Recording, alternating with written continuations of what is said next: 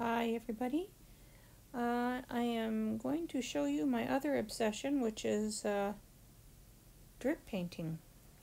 So basically it's the same thing. You use all your colors. Um, you can use them right from a high flow bottle or your mixed pour painting mixes. If it's fluid and it will drip, you're good to go. And get a spray bottle and you're good to go. This already is dry here. What you see, it's my first layer, and I just keep going and going. I dry layers over and over again, and I add more layers. So I'm gonna just let you see some further layers to go here. This is just white being added, and I'm not positive what colors I want for this yet. Usually with these kind of paintings, I tend to paint in a bottom section later and make sort of a landscape painting out of it, maybe with some trees, maybe some wildlife of some sort. So now I'm adding in some various colors in my cup there. But how cool is that? That's so much fun. If you haven't tried it, you really should. You just need maybe a pan or the things that will soak up your water really good.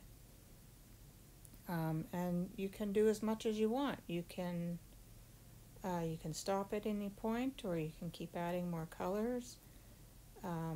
What I do is I stop when I like what I'm seeing, and I let that section or that whole painting dry. So yeah, you're the master of your creation here. You can do whatever you want. I'm just going to let you watch it. I'm going to speed it up a bit because since this layer dried here that you're watching, I've done another layer and I forgot to run the camera, so there's just photos at the end, but I'm still going to add more layers to it, and then eventually I will do a painting on it of some sort. So for those of you that don't like painting with brushes and feel that it's not your wheelhouse kind of thing, if you want to do a sunset and you want to be able to turn your canvas the way you want the sunset or the sunrise, and do this, put a whole bunch of sunset or sunrise colors in there and let it drip down. You get beautiful, beautiful sunsets and sunrises this way. And you can go in later where the areas that the canvas is showing that didn't get covered. You can take a brush and just sort of fill that in and paint that. You can section off your canvas and make a sky and a reflective water sort of area. Like, you can do so many things. There's a lot of videos out there, probably. I know that I watched them years ago on drip painting. So give that a look too. It is a lot of fun, and you can get some really beautiful backgrounds. But I'll shut up now because I've been saying the same thing over and over. So I'm going to speed her up.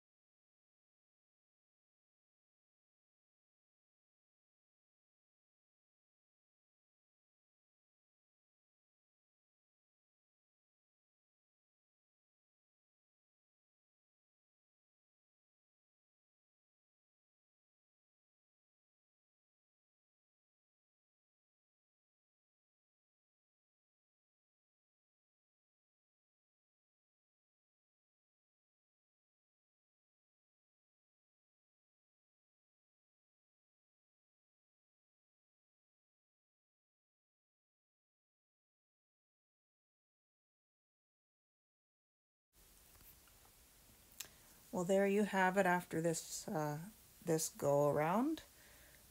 You can see that there's spots on the canvas that don't get touched.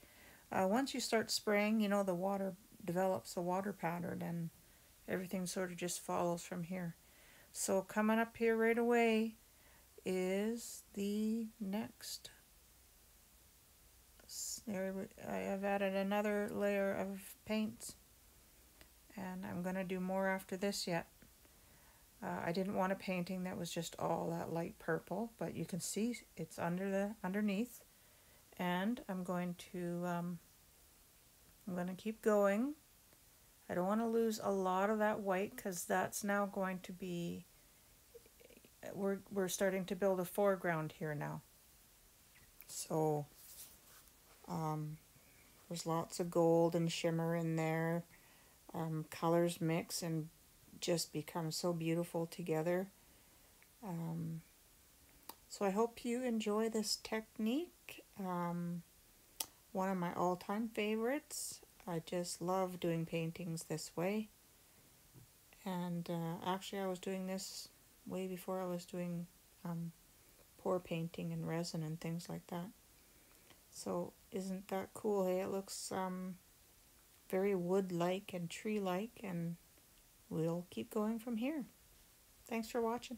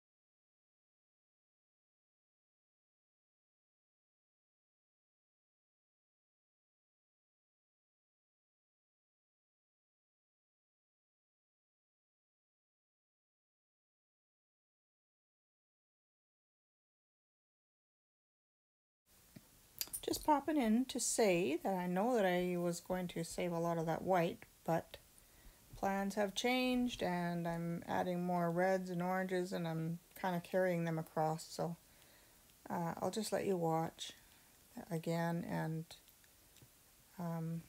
what I do is just kind of look for, I like the patterns that are forming so far, and I like the colors. I'm really liking the deep richness of these colors right now, so I just keep adding them, and I'll get to a point where I think, yeah, I'm not going to do any more dripping, and what shall I do from there?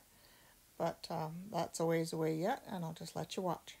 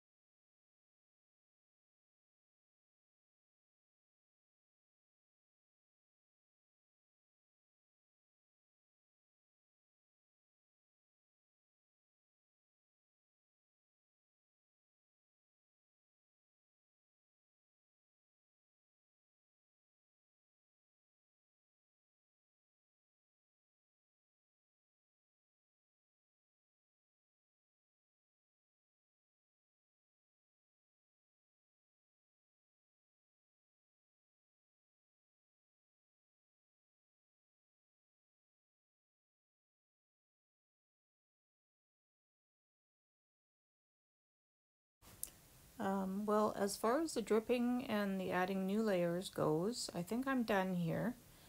Um, so I let it dry for a couple of days now, and what I usually do is I go in and I emphasize some of the colors. If they've dulled out a little bit, I will make up just some nice thin glazes, and I will deepen the colors. Sometimes I'll just paint in some extra colors, and I will also go through and add some shadows and some line work in areas where it needs to sort of add some depth.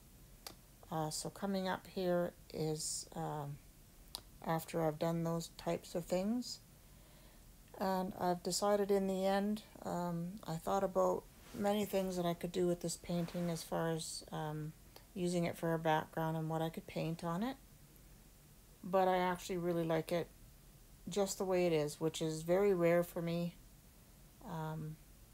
I like all the colors, I like the composition, and I like just the abstract of feeling of it, where you can just, see what you want to see what you, in your mind, how you view it and see it. I was going to do some things, but it's very colorful and busy, so I am going to leave it right where it is, and I'm going to put some really nice varnish on and put it on my website just the way it is. So here is the final look of it. I hope you like it. I really like it. It's got a lot of depth. The colors really pop in certain places. There's little bits of golds and coppers, and I think this would be a really nice piece mounted into a float frame, and just a nice abstract pop of color in someone's home. And I just thought I would turn it over and do different angles as well. And in a piece like this, I generally will sign the side so people can hang it in any orientation that they want. So that's about it. Thank you very much for watching, and I hope you give this style of painting a try. It's a lot of fun, and you'll really like it, I'm sure. Thanks for watching, and take care.